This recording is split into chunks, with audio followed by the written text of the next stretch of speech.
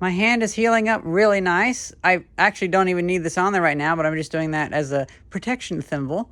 And I've returned to work restoring the 1880s, I believe, or 1890s apartment in Lansdowne, Pennsylvania. Now, there's one thing that I want to talk about that is really important. You know, on my list of things to buy for my tools, there's safety tools and then there's new tools. And this still feels like it's more important than the table saw miter gauge. It feels important. It is not more important. It would have been better for me to buy that. That was further down my list. But this feels more important. It feels more pressing because we have a bit of a catastrophe unfolding around us. So many times I've seen contractors do work, or they fixed something, or installed something, and they leave a mess. They just assume that it's not part of their job. I've seen people who work for the town who use the public trash cans as they fill it overflowing with plaster and stucco. I saw that at the corner up near Lansdowne and Baltimore Avenue, and it really is sickening me. Then the other thing too, I've gotten a lot of Milwaukee tools because contractors, they just leave them behind. They just leave them on the side of the road. And I figure if they're there for a day, well, I mean, if it's a Milwaukee tool, I get it right whenever it's left. But I have my knife, I have a couple other Milwaukee tools that I wouldn't normally buy. I would get like a cheap knife, but I have a pair of $250 lineman gloves because one of the guys working for the town was trying to fix some of the rope lights, and they're just fairy lights. They're just Christmas lights. You don't need to have your gloves out for them. But he just left his gloves there, and 36 hours later, they were still there, just on the side of the road with frost on them. So I grabbed them, but they're $250 Honeywell gloves. He just threw them out. So this is a bit of also why that carelessness is one reason why a lot of work is so expensive now, because they just assume that you're buying them a new Milwaukee tool every single time, or new $250 lineman gloves. And I've seen a lot of those things that I didn't pick up, and they get run over, and they're just shredded. It's like, what a waste. Now, that also did contribute to me waiting on some things, because I did try to wait and find a vacuum cleaner.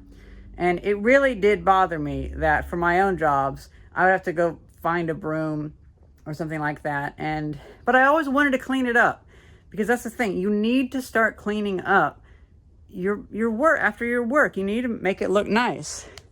Like even this is an intermediary phase. I'm going to be cleaning it up even more. And that's how you make a good reputation, and that's how you make a good mark. Like this room I haven't cleaned up yet. You can see all the little bits of grime and such. And this is left over from the previous contractors. And it isn't like they were just doing a demolition job. They were already putting insulation in, so they should have been cleaning this up. There was all sorts of like wires and stuff that I had to clean up. This is already after several passes. That's the thing.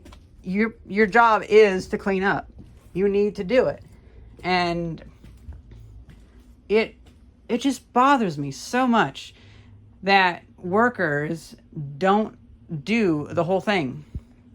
It's a bit like how it bothers me whenever a physicist doesn't take any attempt to learn chemistry, or a mathematician doesn't take any attempt to learn material science. You can't be that focused on one sliver of work. You have to expand past that and at least have a functional understanding.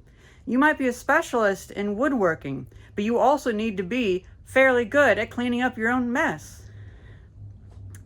You know, whenever we got this came in a week ago. It was pretty good. I bought it off of eBay, got a good deal on it. It was like 65 or 70 bucks. And it's funny, we actually already used it once. But I mean, I cleaned up a bunch of stuff outside already. But the first thing we used it for was I wanted to give Theis a haircut. And usually, you know, if you give a haircut when it's cold outside, you have to do it inside. And in our apartment, the hair goes everywhere. And so I was like, well, it works so easily to just clean up all the hair. Because we have nice tile floors from the 1930s. So this actually kind of doubles. I'm so excited about this. I'm glad that I didn't just get some junky vacuum cleaner. I got this. And so every day at the end of the day, I'm going to wipe this down with a wet washcloth, and then maybe with a little bit of soap and water, maybe. A very, very damp washcloth. And, well, actually, to be honest, to be more realistic, I always wash off my phones at the end of the day. We just do that, just so they're nice and clean for the next day.